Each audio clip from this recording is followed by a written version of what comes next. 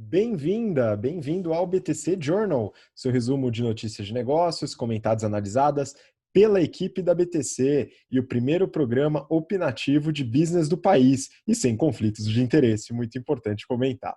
Meu nome é Gustavo Habib, eu sou instrutor de Soft Skills e Marketing pela BTC e no programa de hoje o programa vai ao ar dia 28 de maio de 2020, falaremos sobre, a gente vai falar rapidinho sobre a política de hedge da Suzano, que a gente vai puxar da semana passada, Hertz em recuperação judicial, Latam também pede recuperação judicial, Vale vende uma das suas unidades produtoras de níquel, YouTube investindo em conteúdo próprio, a Amazon partindo para comprar startup de carros autônomos, resultados da Stone e também emissão de ações da Centauro e resultados e estratégia da Magalu, Magazine Luiza. E, bom, para me acompanhar aqui nessa empreitada, estou com o Renato Aracaki, instrutor de Finanças Corporativas, Valuation e Estratégia da BTC. Fala aí, Renato, tudo bem? Fala, Gustavo. Fala aí, pessoal, tudo bem? Espero que todos estejam muito saudáveis, né? Estamos aí confinados novamente, né? Como sempre. Tem acontecido bastante coisa durante a semana. Queria mandar um abraço também para as turmas aí do GBP, GFP. E a gente finalizou o nosso curso de modelagem, turma 55 do EBP. Ela era muito engajada em todos os cursos. Fizemos uma live bem interessante do GFP no sábado, falando sobre renda fixa, e aí, renda variável, desculpa. E aí foi bem interessante também. Acho que tudo que a gente vem fazendo aí vem tendo bastante audiência e o público foi respondendo bem. Gostaria de agradecer a todos. Também tivemos a live essa semana, uma live muito interessante. Para mim foi uma aula tanto de estratégia quanto de negócios com o Diego, do iFood. Eu achei muito legal. Espero que todos tenham assistido. Se não assistiram, entrem nos nossos canais para assistir, porque para mim foi uma aula aí de estratégia e de negócios muito bem estruturada pelo Diego. Inclusive, o Diego poderia dar aula para a gente, né? O Diego é um cara muito bom mesmo, assim, em termos de explicação. Muito interessante até entender um pouco do novo normal, né? Que é uma série que a gente lançou e que vai ter aí mais episódios para frente. Bom, obviamente, dentro de tudo isso que a gente está falando, os nossos cursos estão abertos para as turmas tanto de férias quanto de segundo semestre. Então, entre no nosso site, www.btcompany.com.br. Essa semana vai ser o final do round essa semana não, a próxima semana, se não me engano, ou essa ou a próxima, do General Business Program. Então, entre lá no nosso site para a gente conseguir discutir todos esses temas aqui do BTC Journal ao vivo e vocês vão aprender toda a parte dos fundamentos, né, que incluem aí as análises que a gente faz. E, vamos para cima aí que tem notícia pra caramba, as empresas estão sambando aí, tentando sobreviver dentro desse cenário. Pois é, acho que vale a pena, né? Então, muito legal a live que a gente fez com o Diego Barreto, do iFood, né? Acho que vale a pena até reforçar o pedido. E para você que ainda não acompanha nosso Instagram, segue lá, @instabtcompany, né? E também a gente tem a nossa querida gestora Raiz no Twitter, para quem quiser subir, procura, para quem quiser seguir lá no Twitter, né? Vá lá, gestora Raiz, procura lá, né? Um quadro aí mais voltado para o humor em negócios, né? E aí, Renato, começando aqui, né, a gente vai falar de uma primeira notícia do Valor Econômico, e o título é Hedge da Suzano protege balanço, mas divide opinião. A gente fez uma análise dos resultados da Suzano, falou sobre a estratégia de proteção, né, através das operações em dólar, dívidas em dólar, né, e aí tem essa notícia falando da confusão no relacionamento com os investidores, na comunicação, acho que vale a pena comentar, e também fazer uma breve errata, né, que a gente cometeu aí no episódio passado, né, a gente erra bastante, exceto quando a gente fala de empresas que vão quebrar, né, mas é importante a gente realizar as pequenas correções. Bom, Renato, manda bala então no comentário aí dessa daí. Bora. Isso daqui é só para retomar um assunto que eu comentei na semana passada e, obviamente, fazer a correção. Eu falei lá no calor da análise, na verdade o foco era o Red, mas eu falei que a Suzano tinha comprado a Klabin, né? Nada a ver, eles só têm alguma parceria estratégica ali na parte de venda de florestas, etc. E algumas outras operações, mas obviamente a Suzano ainda não comprou a Klabin. Como o preço da celulose está baixo pra caramba, talvez essas empresas só sobrevivam se elas se juntarem. Mas, enfim, isso não aconteceu. E eu não estou comprado em ações da Klabin, hein? Fique bem claro aí que eu não tenho nenhum conflito de interesse em relação a isso. Foi um erro meu, foi uma cagada aí peço desculpas para vocês, mas o que fica é a análise do hedge mesmo, da proteção cambial. Feita a correção, né, e dando chibatada aqui ao vivo aí com a análise, surgiu essa notícia no Valor Econômico que alguns analistas estão questionando fortemente a posição de proteção cambial que a Suzano vem fazendo, até por causa do prejuízo que ela teve no primeiro trimestre, que a gente falou na semana passada. Assim, uma coisa que eu posso questionar, que foi o que eu analisei semana passada, é ter feito o hedge natural, que o pessoal chama, que é pegar dívida em dólar. Isso daí eu questiono fortemente a necessidade, até por causa do custo. Eu expliquei isso na semana passada por causa do swap que precisa ser feito, até por causa da proteção cambial, da variação do câmbio de forma geral.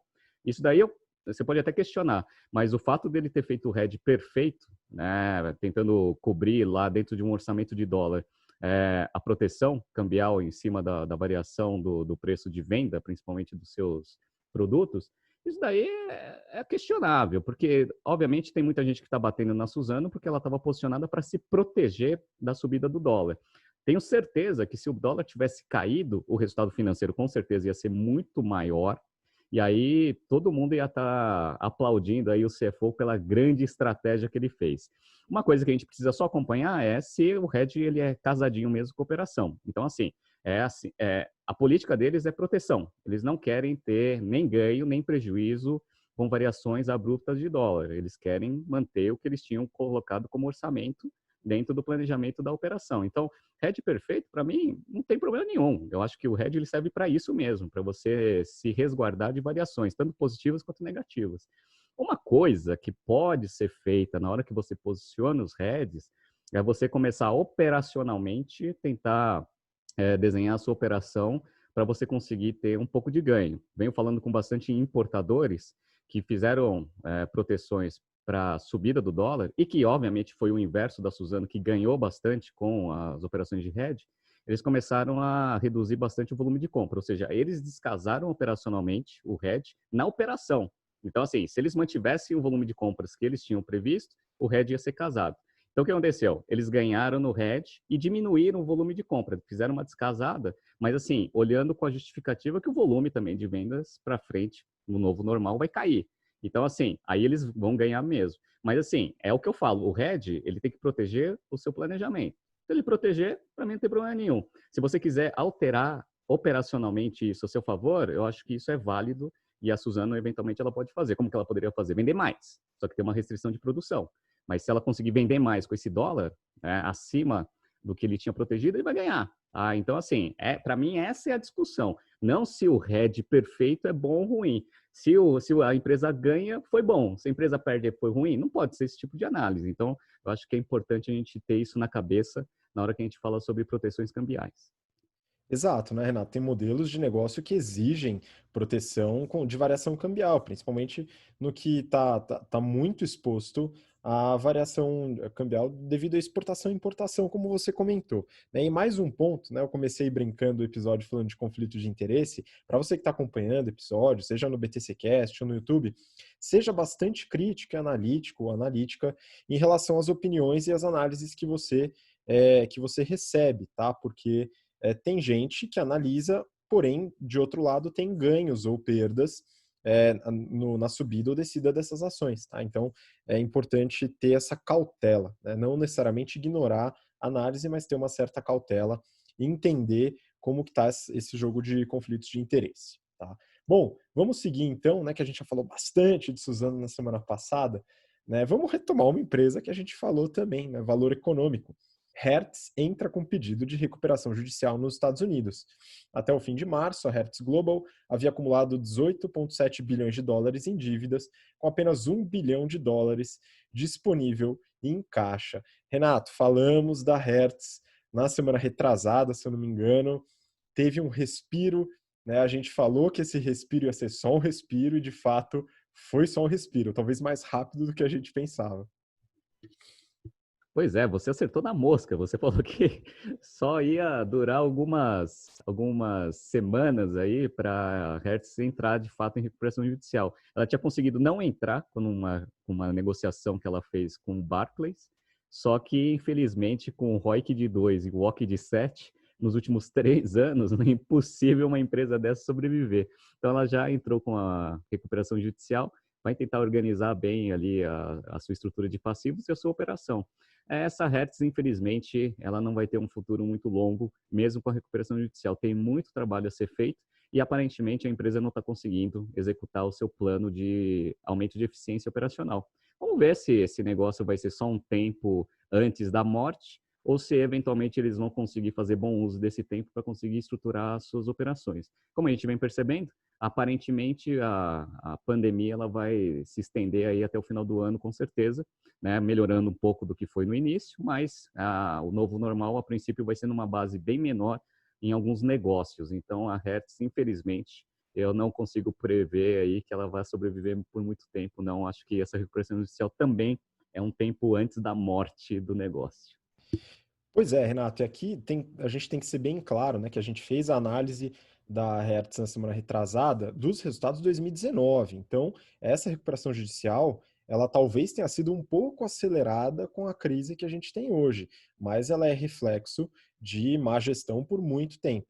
Né? E aí, só um ponto adicional aí, Renato, em alguns analistas de mercado, né, claro, a Hertz quebrando lá respingou nas ações das locadoras aqui, né, nas análises das empresas de locação de veículos. Mas o modelo é bem diferente, né? A gente já falou isso, e alguns analistas chegaram a comentar que a diferença está muito presente na questão do leasing nos Estados Unidos, né? Por isso a alta dívida e tal, e aqui no Brasil as locadoras são donas dos próprios veículos, né? Isso é uma diferença, mas não necessariamente é o que salva as locadoras aqui no Brasil, né? Tem outros aspectos, porque aí também você não tem aquela dívida relacionada ao leasing do veículo, mas você tem uma estrutura de passivo não circulante, né, de ativo não circulante, desculpa, muito forte também. Né? Então, tem que tomar cuidado, mas o modelo é bem diferente, então tem que analisar separadamente. Bom, vamos seguir então, Renato. Próxima notícia também do valor econômico, também falando de recuperação judicial. Então a gente começa aí com as notícias tristes do BTC Journal para depois a gente alegrar um pouco. Né? O título aqui é Recuperação Judicial da Latam nos Estados Unidos contempla dívida de 17,96 bilhões de dólares. Né? Segundo a direção do grupo, o processo deve durar de 12 a 18 meses e não deve impactar as operações. Renato, o mercado foi pego um pouco de surpresa com esse pedido de recuperação judicial da Latam. Né? E aqui no Brasil, se a gente comparar com Gol e Azul, né, até chega a ser mais surpreendente. Como é que você vê esse pedido de RJ?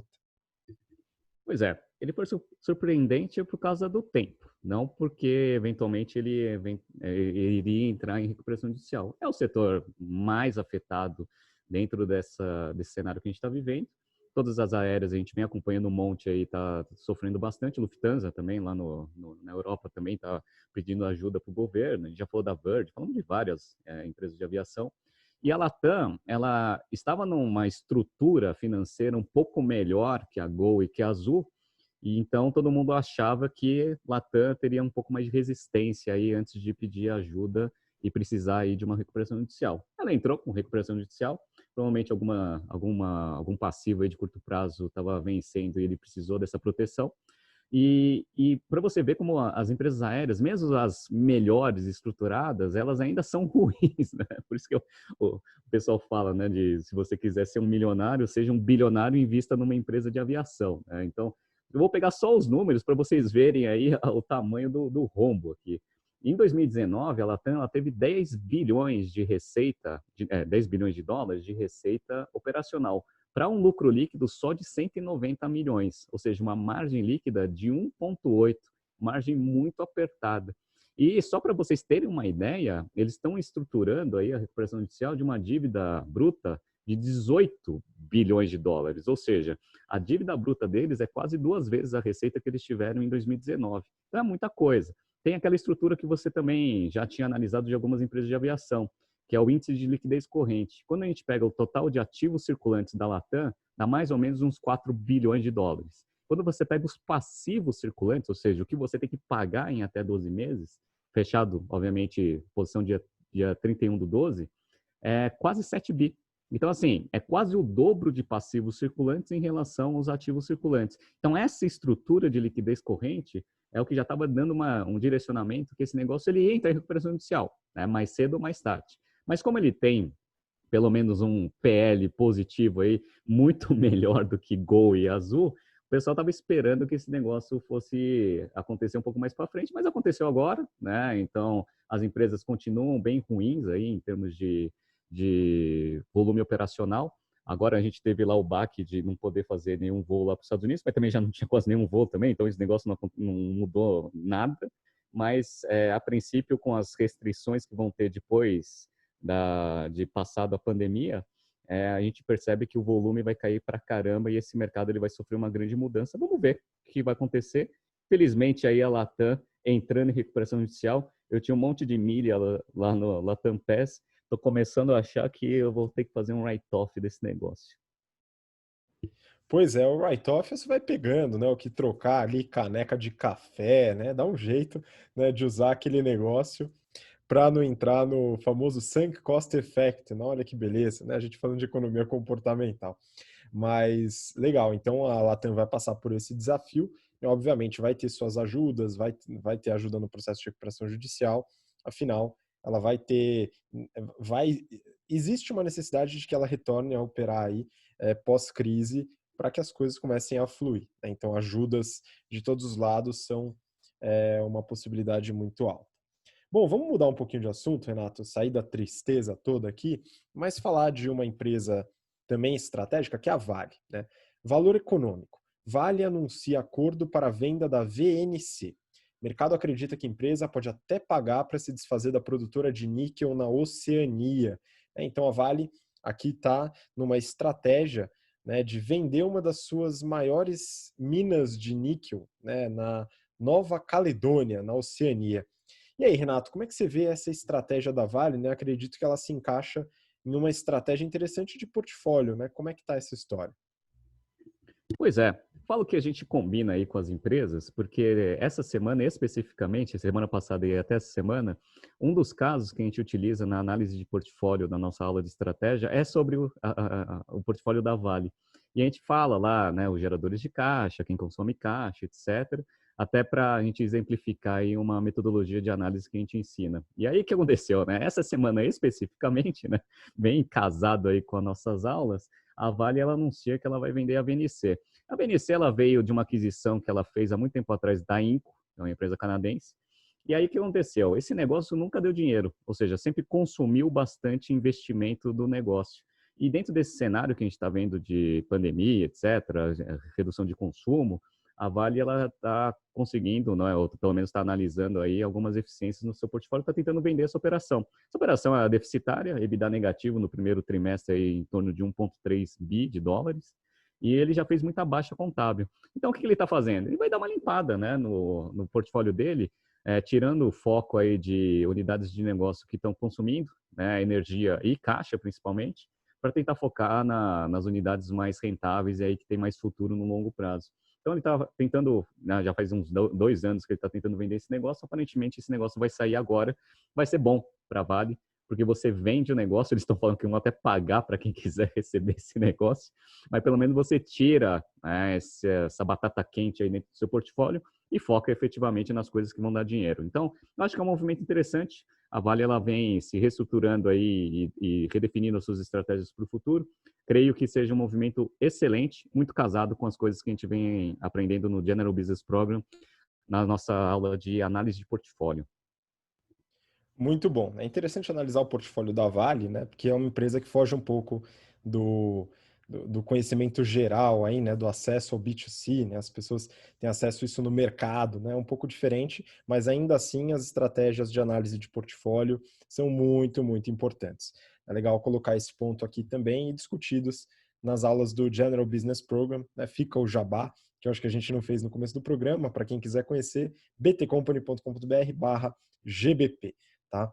Bom, vamos seguir agora mudando um pouco, Renato, saindo aqui da indústria de base e indo para tecnologia. Olha só que beleza. Eu gosto mais da indústria de base, mas vamos falar de tecnologia. Essa daqui eu peguei do Neofeed e o título é YouTube investe em conteúdo original para tentar virar o jogo no streaming. O YouTube tem 2 bilhões de usuários, mas poucos ainda pagam. Ao apostar em conteúdo original com cantores e atrizes famosos, a plataforma de vídeos do Google está começando a crescer em assinantes. A jornada para chegar perto da Netflix ainda é longa, né? Então, Renato, aqui a gente já falou bastante do mercado de streaming e é muito interessante esse movimento do Google que a gente também falou em aula, né, de possibilidades de estratégia de produto, né, no caso de marketing, da Google através do YouTube com conteúdos próprios, né? Cara, é aquele negócio que eu falo, por isso que é importante saber competição. A gente analisou que o Netflix ele estava um pouco mais tranquilo, respirando um pouco mais aliviado, porque Disney está passando um calor desgraçado, não está conseguindo investir tanto na plataforma Disney Plus. A Amazon muito focada na linha de varejo deles, então também não dando muito foco na parte de streaming. A Apple também, né, focando ali os seus investimentos para tentar segurar a venda dos iPhones, dos dispositivos dentro dessa pandemia. Então, a gente falou assim, ó, agora finalmente a Netflix vai ter um respiro aí em termos de competição. Só foi dar aquela aliviada, aí chega lá o Google com o seu YouTube falando o seguinte, ó, agora a gente vai entrar porque a gente entendeu que o modelo para rentabilizar esse negócio é de conteúdos exclusivos. Então, o YouTube, ele tentou fazer várias formas de rentabilização da plataforma. Uma é o Edge, e isso daí, de fato, vem dando muito certo. Tem 2 bilhões de usuários, então é muita gente impactada, muita receita de mídia digital que eles conseguem ter. E agora eles estão apostando nas assinaturas pagas do YouTube para conseguir fazer conteúdos exclusivos. E já fizeram isso no passado um pouco. Eu sou assinante da parte paga do YouTube. As séries e os filmes lá são ainda em volume muito pequeno. Então, a princípio, eles veem muito valor na hora de fazer conteúdos exclusivos na sua plataforma. Vai tentar aumentar bastante essa base aí de atuais 20 milhões de assinantes pagos.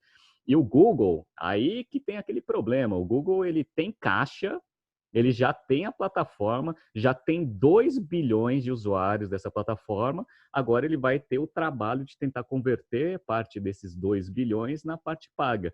Isso daí, se eles fizerem uma estratégia bem feita de conteúdo, agora mais um para o parquinho de competição pesada dentro do Netflix. Então, assim, foram algumas semanas de alívio que o David Hastings teve, né? Ah, que beleza, graças a Deus, né? Agora a competição está um pouco melhor para a gente. Aí chega o Google e já fala que vai atacar de novo. Então, assim, vida difícil novamente, né, pro Netflix no futuro. Vamos ver como que o Google vai se posicionar, né, dentro dessa estratégia, até de diversificação, para não depender tanto aí de publicidade na sua receita.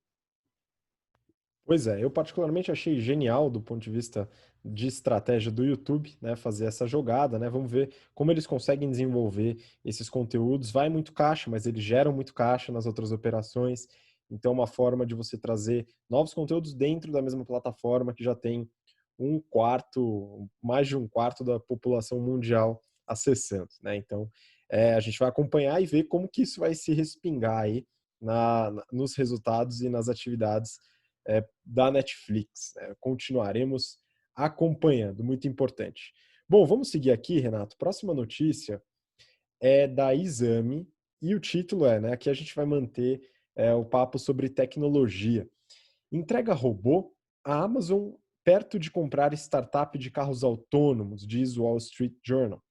Então aqui a notícia fala sobre essa negociação de aquisição de uma empresa, né, uma startup de veículos autônomos chamada Zoox, né, que o Wall Street Journal liberou aí para os seus leitores, né?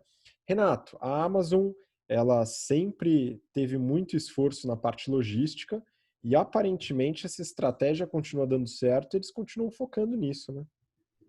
Pois é, a Amazon ela sempre teve muito forte a capability na parte operacional logística. E ela vem sempre investindo nessa melhoria operacional, usando bastante tecnologia. Então, foi uma das primeiras empresas a usar drone para a parte de entrega. Então, ela já vem fazendo uma parte de automação muito forte nos seus centros de distribuição. E agora, a princípio, isso daí é uma especulação, a Amazon está focando aí na aquisição da Zoox. A Amazon ela já está investindo nessa parte de carros autônomos no passado, já vem fazendo alguns investimentos, até porque ela enxerga que o custo logístico ele vai reduzir bastante se ele tiver uma tecnologia própria para conseguir fazer isso sem ter um intermediário, né, operando essas entregas para ele. Ele enxergou isso muito fortemente agora, né? Os custos aumentaram muito, né, de logística, principalmente agora na pandemia. E agora, a princípio, o que diz a notícia é que eles vão acelerar esse processo fazendo a aquisição dessas UCs. As UCs, eu dei uma olhada lá no site, o site é bem bacana, parece que desenvolve bastante tecnologia mesmo, na parte de visão computacional e também outras tecnologias para fazer o carro autônomo. Ela já recebeu quase 1 bi de funding, foi fundada em 2014, e a princípio ela não vem conseguindo receber mais aporte dos fundos venture capital de alto risco. Muito também por causa dessa tendência aí da galera estar com medo do que vai acontecer e eventualmente o caixa acabar rápido e as empresas morrerem. Então, quem que vai, né, ser o grande financiador desse capital de risco? Provavelmente as empresas que geram caixa que estão se beneficiando dessa situação que a gente está vivendo agora. Se beneficiando, obviamente, da situação não do lado ruim, mas porque o próprio negócio está estruturado dessa forma. Então, o que aparentemente está acontecendo lá nos Estados Unidos é que essas empresas de tech, elas vão ser as grandes consolidadoras de vários setores que estão precisando de caixa. O governo, eventualmente, não tem tanto dinheiro assim para salvar, mas essas empresas de tecnologia, aí, com as suas operações extremamente rentáveis e geradoras de caixa, provavelmente vão ser as saídas. E é engraçado, porque até o final do ano passado, o governo americano estava descendo o pau em cima dessas empresas de tecnologia, que elas estavam consolidando muito o mercado, estavam virando monopólios em alguns segmentos, e a galera estava descendo o pau, né, em todas as empresas. Talvez agora sejam elas as grandes salvadoras aí de alguns setores que estão passando por muita dificuldade. Vamos ver se esse negócio vai acontecer com a parte de investimentos em carros autônomos. Pois é, mais uma jogada aí da Amazon de otimizar a sua estrutura operacional, né? Bem interessante.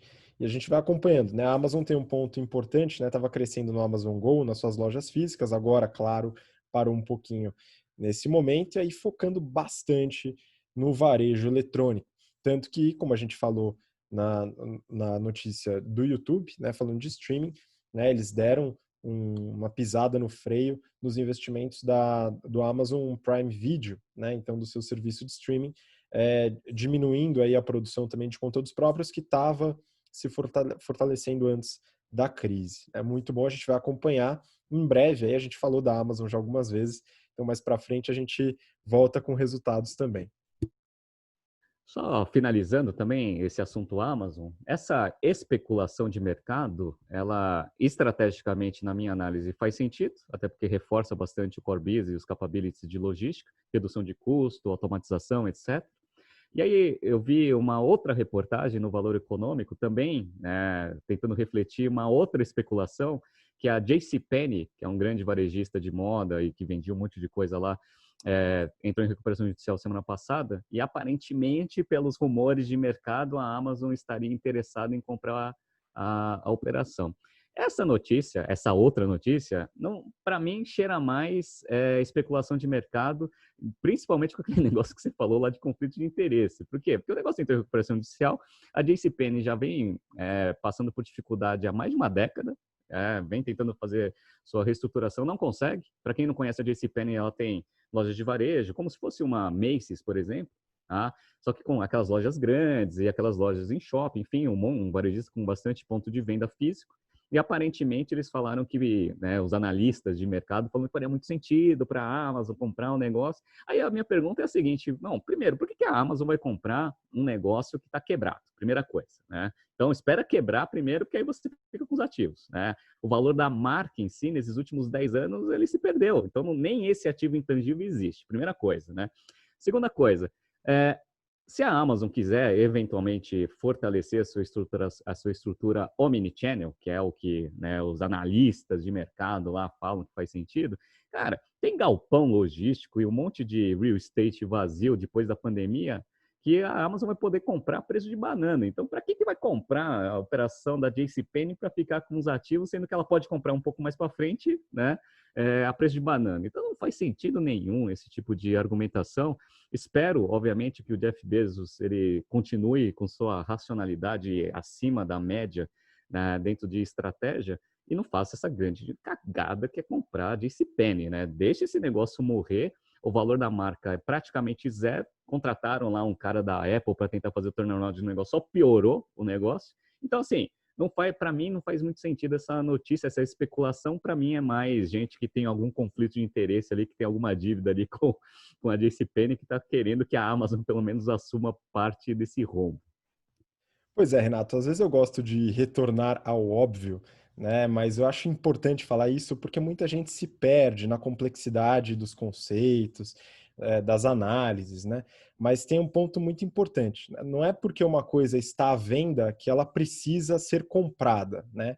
Então, acho que esse ponto às vezes as pessoas esquecem, né? Então, às vezes pode deixar quebrar também, né? Que se a estratégia não for boa, né? No caso da compra, né? E nesse caso, acho muito difícil que seja uma boa estratégia, né? Não tem por que ser comprada. Ela pode ser pulverizada e a marca se dissipa, como já aconteceu em muitos casos, né? Isso daí é um ponto importante. Bom, aproveitando, né, que você começou a falar de varejo, né? A gente estava falando da Amazon, né? Tem essa parte do varejo. Agora a gente vai entrar de cabeça no varejo, mas aí na tangente aqui, né? Que um setor interessante para a gente analisar o varejo é o setor de adquirência. E a gente falou há algumas semanas da Cielo. A Cielo teve um resultado bem ruim ultimamente, né? Ela passa por uma dificuldade muito grande por causa da concorrência, da guerra de preço das maquininhas e tudo. E agora a gente consegue, né? Saiu finalmente o resultado da Stone e a gente consegue dar uma analisada. Renato, acho que você entrou a fundo no resultado, analisou aí a, a, todo o resultado auditado deles e eu queria entender, principalmente, comparar como que está a Stone, ela ganhou mercado, não ganhou mercado, comparação com a Cielo, o que você viu aí? Vamos lá. A gente vem acompanhando a Stone desde lá da abertura de capital, lembra? Então, a gente, até o pessoal reclamava, você só fala da Stone, etc. Porque é um orgulho nacional aí, né? Um unicórnio abrindo capital lá na bolsa lá da bolsa dos Estados Unidos, etc. Então, a gente falou bastante. Aí, uma das coisas que a gente analisou algumas semanas atrás foi o resultado da Cielo, que foi péssimo, né? Um crescimento de receita só de 2%. E uma queda abrupta de 60, quase 70% no lucro líquido. E aí a gente fez uma certa crítica em relação à Cielo, que foi a seguinte, ela é muito lenta nas tomadas de decisões. Então, a gente vê consistentemente tanto rentabilidade operacional quanto rentabilidade sobre capital investido caindo, né, dentro dessa competição. Ele não responde, não responde nem em termos de competição e nem em melhorias operacionais. Só que aí o que a gente falou, vamos esperar a Stone divulgar os seus resultados, porque a gente entende um pouco do balanceamento do mercado. Às vezes o mercado está péssimo mesmo, e aí é uma coisa generalizada do mercado. Não foi isso que aconteceu. Saiu o resultado da Stone. A Stone ela teve um crescimento no primeiro trimestre de aproximadamente, deixa eu pegar aqui, 34% na sua receita. Foi de 535 milhões para 716 milhões. Comparando com o primeiro trimestre de 19 com o primeiro trimestre desse ano. O lucro líquido ele caiu um pouco, caiu em torno de uns 13%, foi para 162 milhões. No entanto, a gente viu que mesmo com essa queda, a margem líquida, que era espetacular lá, em torno de uns 35% no primeiro trimestre do ano passado, caiu para 22%. Tudo bem, não tem problema nenhum, a crise vem pegando forte aí no setor de adquirência também, por causa da redução ali dos volumes de varejo. Perfeito. Isso aconteceu com a Cielo também. Só que a gente divulgou semana passada que a Stone fez aquele anúncio que ela ia reduzir 25% do seu quadro, até para fazer um ajuste operacional. Aparentemente, a gente estava esperando um resultado ruim mesmo. E aí ele fez, perfeito. Só que olha a diferença entre Stone e Cielo.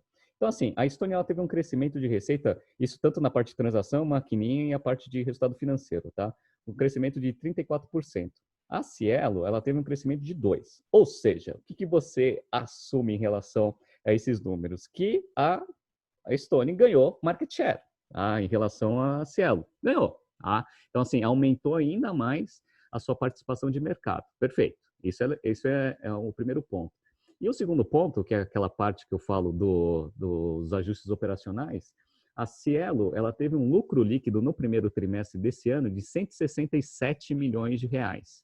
E a Stone ela teve um lucro líquido ajustado de 162, ou seja, só 4 milhões abaixo em relação, né, aproximadamente 4 milhões, em relação à Cielo. Só que, cara, a Cielo tem uma receita de quase 3 bi, 2 bi 800. Então, a margem líquida da Cielo é 5,9. O da Stone, mesmo, né, com essa pandemia aí, com esses problemas, tem uma margem líquida de 22,6. Ou seja, eles conseguem ter quase o mesmo lucro líquido, tá, com uma receita 3 vezes menor.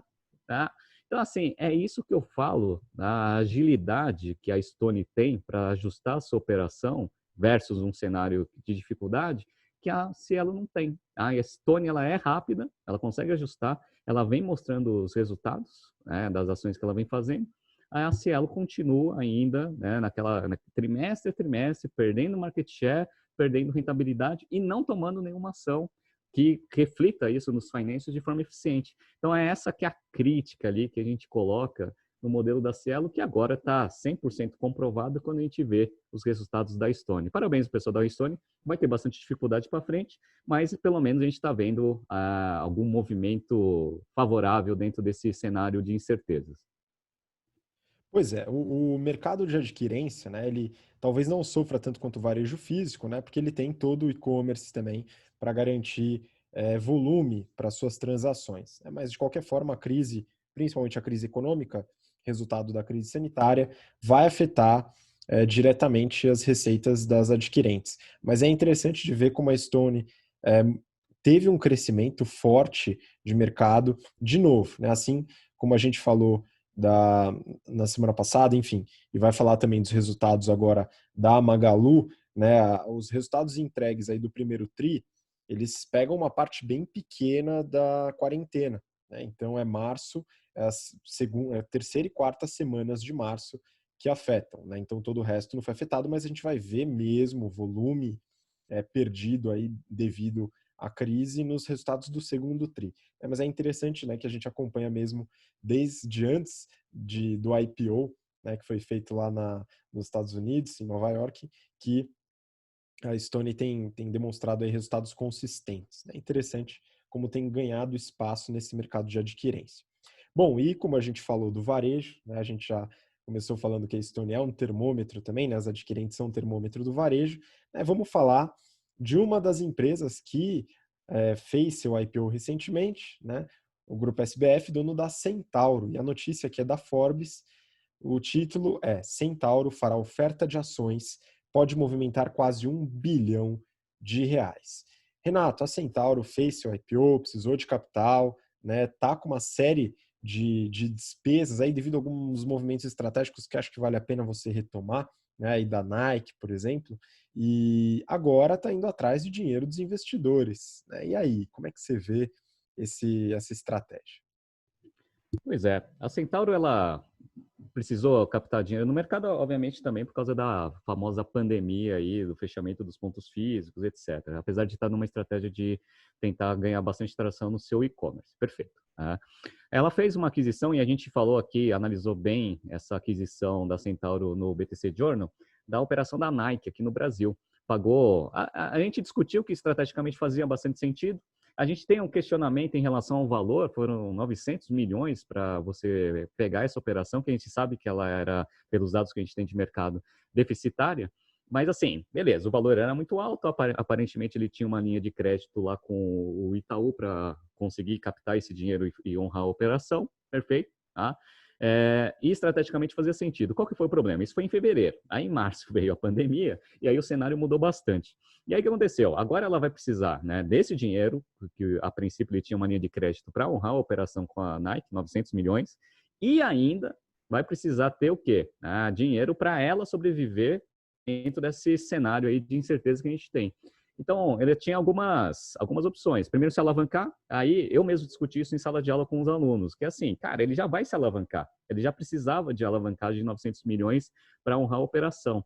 Como que ele vai conseguir dinheiro agora no mercado se alavancando ainda mais, né? Então, a gente até viu que o nível de alavancagem, além dos 900 milhões, ia começar a pesar forte ali no balanço da Centauro. E aí, o que ela decidiu fazer? Ela vai emitir mais ação, vai fazer uma oferta primária restrita para alguns fundos, vai tentar captar mais 1 bi. E aí, o que vai acontecer? No médio prazo, a princípio, o valor da ação vai dar uma sofrida. Então, quem já é detentor aí da ação da SBF, no médio prazo vai ver um pouco da ação cair, obviamente, porque o market cap não vai mudar. Então, assim, se você emite mais ação, você é diluído, eventualmente esse negócio vai cair mais para frente. Então, assim, foi a chance, né, e a oportunidade que a Centauro teve para conseguir captar mais dinheiro no mercado sem aumentar o seu nível de alavancagem, que eventualmente já está comprometido por causa da operação da Nike. Então, assim, a operação da Nike, ela fez sentido estrategicamente, mas o timing foi péssimo, né? E não tinha como o pessoal saber, não dá nem para criticar. Então, assim, se eles tivessem aqueles advogados bons lá, de um monte de operação que a gente falou, teriam colocado lá uma cláusula. Eu acho que se tivesse essa cláusula, acho que seria bom acessá-la nesse momento de incerteza de operação. Mas vamos ver aí como que vão ser as cenas dos próximos capítulos. Pois é, acho que a Centauro vai ter que provisionar aumento da linha de despesa com o escritório de advocacia, né, para a próxima. Lembrando do caso da Victoria's Secret, né, que teve numa aquisição uma cláusula de que caso houvesse uma pandemia, o contrato ainda assim deveria ser respeitado. Maravilhoso, né? Advogados que têm poderes paranormais, né? Isso é interessante também de adivinhação. Bom, no caso da Centauro, né, então realmente essa oferta muito possivelmente vai acontecer, né? Tem esse detalhe que você falou da oferta primária restrita, alguns fundos, né? E vamos acompanhar o que de fato acontece e também, eventualmente, se for resultados divulgados da Centauro, futuramente falaremos também. Mas agora vamos falar de uma outra empresa desse mercado muito maior, né, que está muito em evidência, porque os resultados saíram recentemente e surpreenderam muita gente. Né? A Magazine Luiza, a Magalu, já falamos algumas vezes aqui. Né? Eu peguei uma notícia, Renato, do Valor Econômico. O título é o seguinte: Magazine Luiza perde lucro, mas mostra a força do seu braço digital. Mesmo com parte das lojas fechadas, vendas totais do grupo sobem 34% no primeiro tri. Né? Então, a Magazine é uma dessas empresas que tem se despontado nesse período de crise, né? Que teve melhorias operacionais, né? Alguns problemas aí em rentabilidade, a gente vai falar um pouquinho sobre isso, mas o e-commerce aumentou bastante, né, Renato? E aí, como é que você viu essa mudança, esse shift na Magazine Luiza? É aquele negócio que a gente já vem falando. A pandemia ela acelerou bastante o processo de digitalização das empresas. Magazine Luiza já vinha com esse processo, então ele só manteve o ritmo aí, deu uma aceleradinha, até porque as lojas físicas fecharam.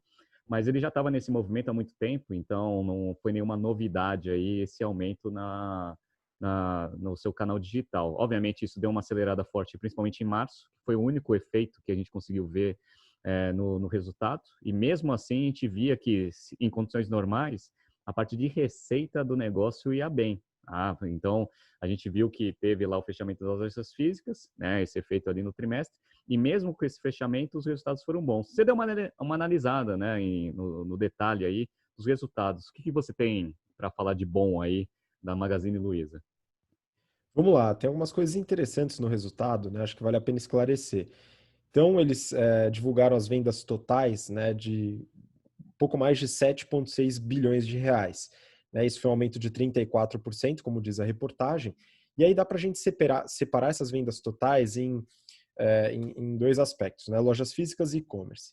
O crescimento das lojas físicas foi de 6,7%. Aí você fala, poxa, mas tem crise, loja fechada. Bom, as lojas só fecharam nas 2 últimas semanas de março. Né? Até então, o crescimento se manteve. Poderia crescer mais, mas ainda assim teve o crescimento. Já o e-commerce cresceu mais de 72%, Renato, aqui incluindo o marketplace. Então, de fato, foi um crescimento muito forte do e-commerce, com um aumento forte nas despesas, principalmente as despesas de vendas, para fortalecer, a gente vai falar disso.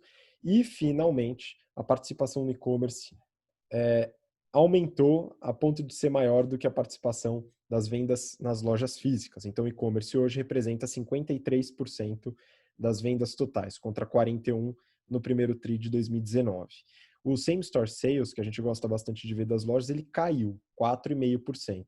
Tá? Então, também reflexo da crise e, eventualmente, alguma canibalização aí com os canais de e-commerce que eles têm fortalecido bastante. A receita líquida foi de 5,2 bi, um aumento de 20% em relação ao primeiro TRI de 19, então, operacionalmente, as vendas funcionaram bem. Aí vamos separar, né? Loja física, 3,5 bi, um pouquinho mais de 3,5 bi de receita, e o e-commerce, que eles chamam de 1P, que é o e-commerce próprio, teve uma receita de 2,8 bi. E o marketplace, que são as lojas terceiras que fazem a venda na plataforma, 1,2 bi. Então o e-commerce próprio é muito representativo, né? E aí eles falam que, que a Netshoes está inclusa, né, no e-commerce próprio, está inclusa, e eles sempre ressaltam isso nos resultados, né? Talvez para mostrar que eles compraram, que foi ótima a estratégia. Eu não incluiria a Netshoes em linha de receita, tá? Eu incluiria como despesa de marketing, mas aí é uma opção minha estratégica aí da Netshoes, né? Mas vamos lá entender um pouquinho. Eles não falam dos resultados da Netshoes no resultado para os investidores, mas está lá no ITR, no auditado, que eles são obrigados a divulgar. Tá? Então, a receita líquida da Netshoes foi de 406 milhões, então é pequena, vamos dizer, em relação ao e-commerce total, né? É representativa, mas não é a mais representativa. E o prejuízo, como sempre, 60 milhões de reais. Né? E aí eu achei interessante, Renato, numa parte do relatório auditado, né, que eles falam em impairment, né? Falam na redução do valor recuperável. Né? E eles falam em um trecho lá que a unidade geradora de caixa Netshoes não terá nenhuma reavaliação, né? Enfim, eles dão a justificativa deles. Né? Eu achei interessante chamar de unidade geradora de caixa, uma empresa que nunca gerou caixa, né? E também nesse interesse em não mudar o valor de mercado, né? Talvez, Renato, eles não queiram acreditar que foi uma compra muito cara, hein? Pois é. A gente falou que várias empresas estão aproveitando a pandemia para fazer os seus ajustes, desarmar as bombas relógios. Essa da Netshoes, quando saiu a transação, principalmente naquele leilão maluco lá que eles fizeram com a Centauro, aumentaram pra caramba o valor do negócio e fizeram aquisição. A gente já tinha falado desde aquela época que essa aquisição ela foi muito cara e extremamente questionável em termos de o porquê de ter sido feito neste valor especificamente. Então, o que acontece é o que você falou, né?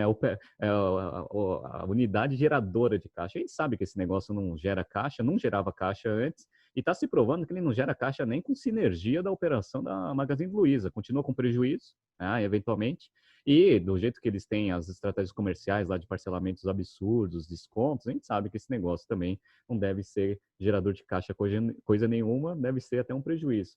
O que eu acho que deve estar acontecendo é que eles precisam sustentar o valor das ações. As ações elas estão num valor extremamente alto. Né? Então, tem muita gente comprada na Magazine Luiza e um ajuste contábil agora, eventualmente, ele pode dar um alerta para o mercado de começar a olhar esse negócio de uma forma diferente. Isso daí é um perigo, porque é uma bomba relógio, é o que eu falo, é a famosa bomba relógio. Então, assim, eles estão com valor de mercado, ao meu ver, ainda esticado pra caramba, né? Quando você pega lá o patrimônio total do negócio, o PL, e compara com o market cap, assim, é um absurdo o múltiplo, tá? Eles já começaram a ter uma queda de margem bruta que não está sendo mais compensada com a eficiência operacional, o negócio já está dando prejuízo a princípio, né? Não que esteja dando prejuízo de fato, né? Mas no trimestre, né? Quando a gente pega lá, o negócio não foi tão bem. A margem EBITDA caiu de 9% ali para 6,4% no ajustado. Tá? Então, assim, isso daí preocupa bastante. E aquele negócio que a gente fala, né? Cresceu bastante a parte do e-commerce, mas eu gosto, né, e sou o famoso tarado pelo ROIC, para a gente saber se o retorno sobre todo aquele capital investido está fazendo sentido. E aqui é uma coisa que é importante, a gente mostra um pouco do efeito da canibalização. Por quê? Quando você fecha as lojas físicas, você não tem receita nelas, e aí tudo vai migrar ali para o e-commerce. Olha para você ter uma ideia qual que é o efeito do crescimento com canibalização. É legal, né, que deu promoção, pelo menos um pedacinho desse efeito no primeiro trimestre. O ROIC anualizado da Magazine Luiza no primeiro trimestre de 2019 estava em torno de 21%. Tá? Lembrando que o ROIC é o lucro operacional sobre todo o capital investido da empresa, que é capital de giro de todos os ativos que ela tem. Tá? Perfeito. Permanentes intangíveis, né? Então, ó, 21% de rentabilidade operacional. Sabe para quanto que foi esse negócio no primeiro TRI de 20? Que ninguém está falando? Foi para 4%, galera. 4%. Vocês acham que destruiu o valor nesse negócio? Destruiu o valor, óbvio que destruiu o valor. Isso daí é o que eu chamo de crescimento com canibalização. Você migrou a sua receita para o e-commerce, mas você ainda tem um ativo, né? Então, assim, você precisa fazer alguma coisa com aquele ativo. Então, assim, a rentabilidade sobre o capital operacional foi muito ruim. E ele teve uma queima de caixa assim absurda, né? Você viu, né, a queima de caixa, não viu, Habib? Pois é, Renato. Aí é, é aquilo que a gente sempre falou, né? Muita gente, de forma superficial, fala o e-commerce ele é escalável, vai diminuir custos, as empresas vão se tornar mais rentáveis. Mas não é isso que a gente vê na prática, né? A gente tem visto as empresas colocando muita grana em marketing, muito investimento em tecnologia, né? Um dinheiro realmente estrondoso para tentar ganhar mercado, né? E aqui, no caso, se mostra. Você mesmo falou da margem EBITDA, né? Então, caindo de 9% para 6%, mais ou menos, no EBITDA sem ajuste está em 330 milhões, né, contra quase 400 do primeiro TRI de 2019, e o lucro líquido caiu de 132 para 30. Né? O lucro líquido ajustado, no caso, deu prejuízo, mas eu estou falando aqui do contábil mesmo, né? A diferença não é tão grande de forma, vamos dizer, absoluta. Mas a queima de caixa foi monstruosa, Renato, é o que você falou. Primeiro, vale o disclaimer, né? A Magazine Luiza é uma bela empresa, uma empresa bem gerida, ela tem um patrimônio líquido forte, então ela não tem dívida líquida, ela tem caixa líquido, né? Então a dívida bruta é de 400 milhões contra um caixa de mais de 2 bi, tá? Então, empresa extremamente segura, né? Solvente, né? Então, é importante citar isso. Mas o caixa, né? Uma queima de caixa monstruosa, né? Mais de 2 bi de caixa queimado no primeiro TRI contra pouco menos de 600, que foi queimado também em 19. Mas você pega o período dos últimos 12 meses, né, o corrente de 12 meses, queimou caixa contra geração de caixa nos últimos períodos todos. Tá? Então isso tem muito a ver com o crescimento do e-commerce na sua representatividade de receita. Então esse é um ponto importante, começa a gerar caixa, é um perigo a curto ou médio prazo, até longo prazo? Não. A Magazine é uma empresa muito, muito segura, né? Muito, vamos dizer, conservadora no aspecto de dívida, no aspecto de gestão de capital. Mas é importante falar aqui que você já comentou, né, do aspecto das ações. Aí, para mim, tanto faz, para a Magazine Luiza também não sei se vai fazer tanta importância, mas para investidores é importante. Né? O market cap hoje, Renato, pelo que eu vi, a última vez que eu vi, estava em torno de 105, 104 bi de reais. É para uma empresa que está lucrando aí 30 milhões no primeiro trimestre e que está com um price to earnings, né, preço da ação por lucro, de mais ou menos 115, né, um múltiplo monstruoso. Então, realmente, talvez isso tenha a ver com essa entrega dos resultados para os acionistas para não ter esse reajuste. Pois é, é o que a gente fala, né? Então, assim, Magazine Luiza é boa? É boa, é ótima, é a melhor do segmento, disparado, né? Comparado ali com Via Varejo, B2W, etc., disparado é a melhor. Essa estratégia de migrar para o e-commerce, ela está sendo, né, direcionada ali para eventualmente criar as barreiras competitivas ali em relação a uma competição com a Amazon, que eu também acho que faz sentido. Isso daí vai bater na rentabilidade do negócio, com certeza, a gente sabe disso. E só que isso daí não está sendo refletido, todas essas dificuldades de investimentos no valor da ação. O valor da ação está muito esticado. E o pessoal vem sustentando isso bastante. Eu não consigo justificar muito esse valor de mercado versus os financials que eu estou conseguindo enxergar aqui. Então, assim, o que eventualmente o pessoal precisa tomar um pouco de cuidado, né? Se fizer um ajuste no valor desse negócio, vai ser assim, quando o primeiro fizer, vai ser feito manada. Então, assim, o pessoal ainda está lá segurando as suas posições, não está se desfazendo, porque está tendo que justificar esse negócio. Até por isso, eventualmente, a Magazine Luiza não decidiu fazer o famoso write-off ali, né, a baixa contábil ali de alguns ativos que ela adquiriu. Vamos ver aí como que as coisas vão evoluir com os resultados e com o valor da ação. A gente não é acionista, então a gente também não está nem aí para esse negócio. Todo meu dinheiro está em poupança e renda e conta corrente, porque agora eu não confio nem nos produtos de renda fixa. Então, eu tenho conflito de interesse zero aqui.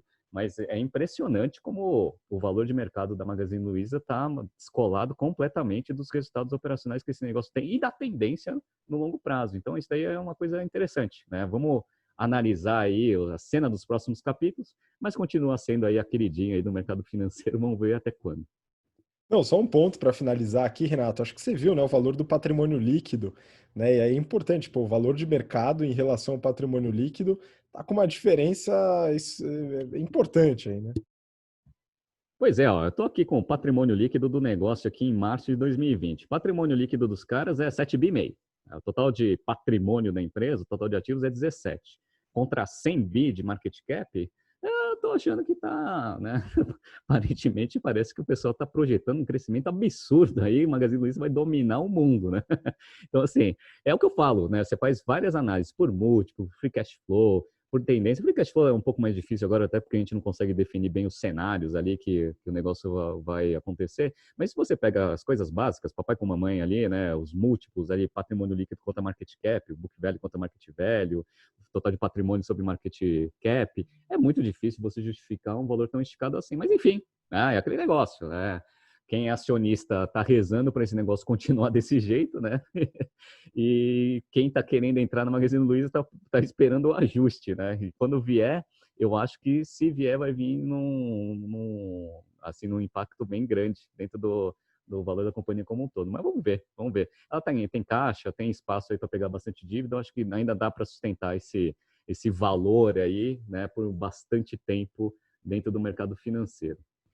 Exato, e é importantíssimo, né, você que está ouvindo, assistindo a gente, não confundir valor de mercado e ação, essa loucura da Bolsa de Valores, com a qualidade operacional da empresa, né? A Magazine Luiza tem sido vista aí como a marca que mais ganhou relevância com a gestão da crise, o que é importantíssimo, né? A Luiza Helena Trajano se posicionou de uma forma bem clara, sempre presente nessa gestão de crise também, tentando proteger e dar suporte a todos os seus stakeholders. Então, parabéns para a Magazine Luiza por o trabalho tanto do Fred Trajano como da Luiza Helena. Então, vamos acompanhar como ela vai se dar com essa mudança da loja física para o e-commerce mais representativo agora na receita e também a sua gestão de caixa. Boa, é isso mesmo, tá? E só para a gente finalizar esse assunto, na semana que vem, já dando um gancho, o que a gente vai fazer? Tem uma tendência aí nas empresas de, obviamente, aumentar bastante a sua representatividade do e-commerce. A gente não está falando mais de Magazine Luiza, né? A gente está falando de uma análise de mercado geral. O que eu acho que é importante todo mundo ter em mente na hora que a gente está falando sobre canais digitais de venda, principalmente, né? Então, tem muita gente tentando vender, né, que o canal digital está sustentando a operação, etc. Então, beleza, tá? Isso daí não é o que eu estou querendo falar. O que eu estou querendo falar é o seguinte: existe uma análise que a gente vai tentar fazer para a semana que vem, principalmente pegando algumas empresas de moda, que é o seguinte: o meu e-commerce cresceu 400%. O que eu gostaria muito, né, de ver na análise que ninguém está fazendo é o seguinte: de onde que vem esses 400% de crescimento? Tá? É importante segmentar de onde que vem isso, porque uma coisa é assim, né, vamos pegar aqui, né, alguns pontos relevantes. Se for um crescimento, uma parte desses 400%, né, por cento de crescimento, estou pegando como exemplo, vem assim, vem uma parte ali de novos clientes que não conheciam a marca, que estão começando a comprar ali no canal digital. Esse é um crescimento ótimo, esse é um crescimento excelente, porque você está trazendo novos clientes para sua base, né, que são clientes que não conheciam a marca. Perfeito, isso daí é sustentável no longo prazo. Parte desse crescimento também vem daquele fluxo que ia para as lojas físicas, agora estou indo para o e-commerce. Isso daí é o famoso canibalização, que aí a gente sabe que é soma zero ou, eventualmente, né, negativo, porque você está ali com o ativo parado, né, com menos receita e está trazendo isso para o seu e-commerce. Beleza. Mas vamos pensar que isso é no 0 a 0. Então, isso daí, conforme a situação voltar, creio, né, que volte ali para o canal principal dele, que é o canal físico. Então, canibalização não vejo como um crescimento saudável, é isso que eu estou querendo chegar. E tem um terceiro, que eu estou percebendo bastante, principalmente em empresas de moda, que é o seguinte: está todo mundo no survival mode, está baixando o preço pra caramba, fazendo promoção a rodo, para conseguir vender e gerar caixa. Eu acho ótimo e faria exatamente a mesma coisa. Qual que é o problema? O problema é o seguinte: isso daí também está trazendo um crescimento no canal do e-commerce, com certeza. Só que esse crescimento é sustentável? Essa é a pergunta que eu faço para todo mundo. Por quê? Porque se a gente pega lá a pirâmide de consumo, se você baixa um pouco o preço, você está traindo um volume muito grande de pessoas que não tinham acesso ao seu produto, que agora tem, porque você está dando lá 70% de desconto. Perfeito. Só que assim, saiu a pandemia, acabou a crise. Beleza, você vai ter que reposicionar o preço ao preço original. Aí você vai ter uma perda gigantesca. Ou seja, esse crescimento é um crescimento que a gente sabe que não é sustentável. Não é sustentável até pela saúde financeira e posicionamento de marca de algumas empresas. Então, assim, é importante, o canal e-commerce, de fato, ele está virando uma tendência, todo mundo deu uma acelerada forte nesses processos, mas é importante entender, caso a caso, de onde que vem esse crescimento. Se é um crescimento orgânico de novos clientes, ótimo, esse aí é bom mesmo. Tá? Se é canibalização, talvez não seja tão bom assim, e se é por causa de preço, que você está acessando um público que a princípio não era seu público-alvo na sua estratégia de precificação, esse crescimento ele é péssimo, né? Ele não vai ser sustentável no longo prazo. Então, semana que vem a gente vai fazer uma análise forte, tentando ver esses aspectos em diferentes setores. Não perca o episódio da próxima semana. Muito bom, de fato, não percam, né? Então, Renato, manda aí só a sua despedida rápida. Achei que você já se despediu, mas manda um abraço pro pessoal. Pessoal, muito obrigado. O pessoal mandou bastante mensagem aí durante a semana. Continue interagindo nas nossas redes sociais e nos nossos canais de comunicação. E semana que vem, como a gente já adiantou, vai ter análise bem interessante para a gente colocar aqui no nosso BTC Journey. Boa, muito obrigado, Renato. Obrigado você que ouviu, assistiu a gente até agora. E a gente se vê então na próxima semana. Um grande abraço, até lá. Tchau, tchau.